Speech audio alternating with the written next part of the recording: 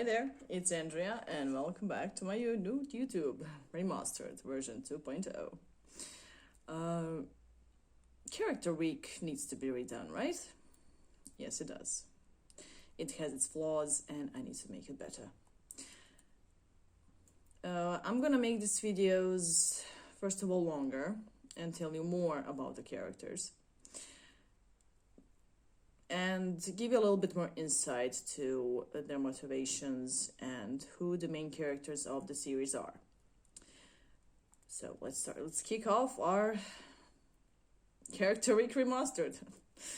Let's start. I'm gonna turn it around this time. I'm gonna start with the main characters because they're the main protagonists of the story, and there are essentially two of them: Nemesis and Damien. Not simply because they're the essential drive to the story. Nemesis, let's just start with the Damien, because Damien is sometimes overlooked when I talk about the story. Just a second, I have a picture of him here. This is Nemesis, and this is Damien. So as you can clearly see, Demian disregard the death dealer thing. I kind of liked it that way. Demian is this grumpy, at first sight, grumpy, muscle-bound male actually, a vampire who is, essentially a bit of a pain in the butt at the beginning of the story. Not the most likable character to begin with. But he has his own reasons why he is the way he is. His story is one of the deepest and longest that it goes through revealing phases in the book. Simply because it's next to Nemesis, his is the longest one. He has this. They all have this bad, hard backgrounds, but I can say his is truly the hardest one to write. Extremely driven, extremely strong. He is mentally strong, not just physically. He is muscle bound, yes, but his mind is most likely his greatest weapon. He doesn't say much. He doesn't show as much of a brain as one would expect from such a character, because he prefers to see who he is traveling with, evaluate the situation. Might be a bit rash at times, yes, but he is strong. And they all are. They simply just don't know it. At the beginning of the book, he is rather down, not in a good state. When Nemesis finds him, he is at his worst, the lowest he has ever been, both in his human and his later undead life. When Nemesis falls, when her strength wavers, he kicks in to bring it up again. He is essentially the only one out of the bunch who is telling her to keep going when things are hard. He's the wind in her back. Not simply because he has this liking for this strange vampire, more because he truly believes, alongside with Nemesis, that the world around them needs to change, needs to accept the vampires as they are. He strongly believes that the world needs a serious change of the point it got to. In order to understand what I mean by this, you truly do have to read the book to understand. For starters, I'm gonna have to go with this. The world he awakes to is a lot different to one that he fell asleep to. His decision to leave the world of humans was not voluntary. He was forced out of it. But in his days of living with humans, he learned to learn of how cruel they can be towards the vampire, how a vampire can be seen merely as hunting prey or trophy, a killing trophy for a hunter that he's slain the vampire. He believes that vampires are more. They need to be more. In the old days, no one even listened to him. Nemesis is the first one that actually gave her ear to hear his opinions and thoughts, and it's a welcome change. He does begin to fall for her eventually, simply because, he's that kind of character. As a human, he was an asshole, yes, he was. Events leading to his change are mostly, like everyone else's character in the book, is his fault. But he just makes out most out of it. He's a fighter. He's not just going to give up and lay down and just, okay, fine, go kill me. He's a strong fighter. In Nemesis, our second character here, he finds the much needed ally and strength in order to wake up and fight for what he thinks is right, even when perhaps Nemesis feels the need to stop, even when perhaps Nemesis feels the need to take it down, disappear, just lay down. He's the one who doesn't allow it.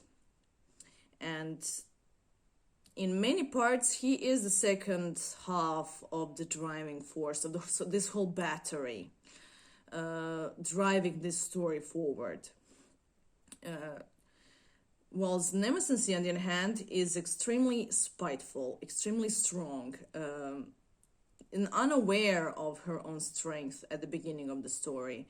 Only when she realizes that people around her are changing, not people, she doesn't tell people, but those around her are changing, that they're growing strong, that they're starting to stand up for themselves, follow their dreams, follow their desires, regardless of what the world thinks about them or what the world will say about it, is when she starts to realize her own strength and use it to finally grow into this beacon of light to all the lost souls in the world and outside of it, to the readers as well. Her beginnings are, as they all are, hard. Not one where one wants to find oneself, yes. But she has this incredible spite, not to simply lay down and give up. She's a fighter. She's a fierce fighter. She can fight well. And she's aware of that. She does lack some skills, and some skills need to be learned. She has a lot to learn, but she is willing to learn. She is willing to change. She is willing to show the world her strength, her power. So, yeah, she's at the beginning of the story, she's not strong. Some aspects of the first chapters might give you the idea that she's weak or kind of thinking of giving up. She doesn't know, she's lost. But as she finds her way, her strength simply comes back to her. And at the end of the book series, in my mind, the same vampire that left her own hometown, her city actually, it's a fort, is definitely not the same weak vampire her society is used to. She's a vampire born, not turned, unlike Damien. So she has some physical attributes that can stand up to him and be just the waiver to his... I mean, he's strong. He's physically much stronger than she is, but mentally she is smart and cunning enough to work with his anger and work with his bitterness to turn it into his strength. I can describe her in many ways, but I prefer to just simply say to simply call her strong, and that's the best way to describe her. She's just incredibly strong and powerful. And when I say that, I don't mean that she's incredibly powerful, that she can do wonders simply because, well, she decided to change the world and does this. No. She has her drawbacks. When it comes to fighting, when it comes to her fighting skill, she has little to no match. Perhaps in Damien, but regarding her hometown, she doesn't have anyone who can actually stand up to her and survive a battle. Even if she has certain reasons why she can't use them, and that is her flaw. Her biggest flaw is fitting in among her vampire society. Born among them, as a vampire born, she has to learn to fit in, has a whole bunch of problems fitting in, can't find her place. Whatever she seeks, whatever she wants, no one listens, because when it comes to political intrigue, she's not as well taught as her sister. At the beginning of the book, you might get the idea that it's a story about her seeking the crown. Nemesis is not after the crown. Nemesis simply wants freedom to be who she is and do things her way.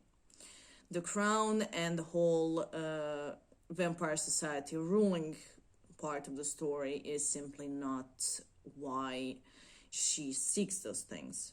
She wants to show everyone her strength, and everyone needs to respect her. She demands respect. Unaware or not knowing exactly how to get it. Things work differently where she's born. Much differently. And I will get into that subject soon. So those are our two main characters in shortest possible lines. And when I say that, I do mean shortest possible lines, because their story is just so complex that it's impossible to fit it into simply short lines. But to just give you some ideas of what you can find in my book. So yeah, the book is available to be ordered through our webpage. Or you can help me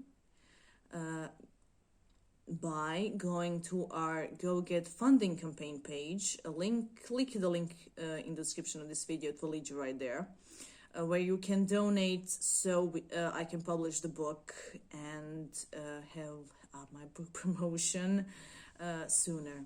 It will mean a great deal to me. Reasons why I have already explained in the video, but essentially I want you to one day be able to say that when this was merely nothing, just someone else's story on YouTube, just some silly video on YouTube, I clicked it because I was bored, I became a part of something bigger.